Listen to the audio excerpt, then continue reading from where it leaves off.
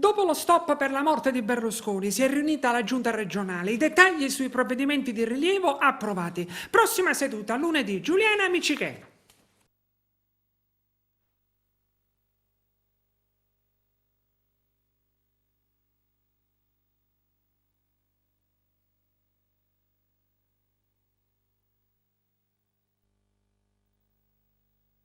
Posso escludere che ci sia stato magari... Dopo la pausa imposta a seguito della morte di Silvio Berlusconi, la Giunta regionale ha sfornato alcuni provvedimenti di rilievo e non si è affatto discusso del ritocco alla squadra di governo che tanto agita le forze politiche della coalizione di centrodestra a sostegno di Schifani. Innanzitutto è stata approvata la proposta per uniformare la procedura per il ripiano del disavanzo finanziario della regione siciliana alla normativa statale. Si tratta della modifica di una delle norme di attuazione dello Statuto siciliano.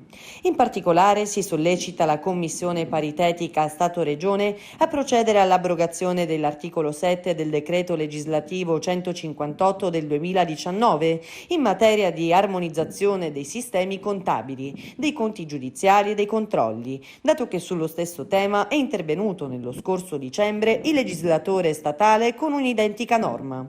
La modifica auspicata, prima di approdare al vaglio della commissione paritetica che la sottoporrà al Consiglio dei Ministri, è adesso all'esame dell'Assemblea regionale siciliana. E poi è stato dichiarato lo stato di calamità per i danni all'agricoltura siciliana causati dai temporali che hanno caratterizzato il mese di maggio, condividendo un'apposita proposta avanzata dall'assessore all'agricoltura Luca Sammartino. La Regione chiederà al Ministero dell'Agricoltura e della Sovranità Alimentare il varo di una misura straordinaria per ristorare gli agricoltori e produttori siciliani per i danni subiti.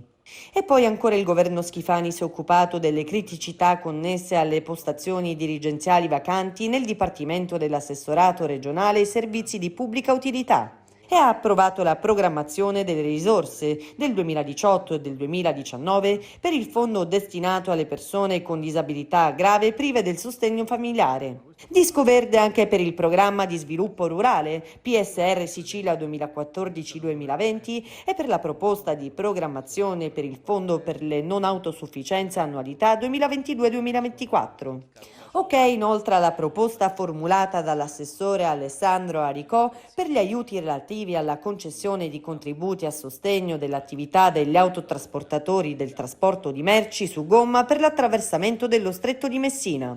La squadra di Renato Schifani si riunirà ancora lunedì.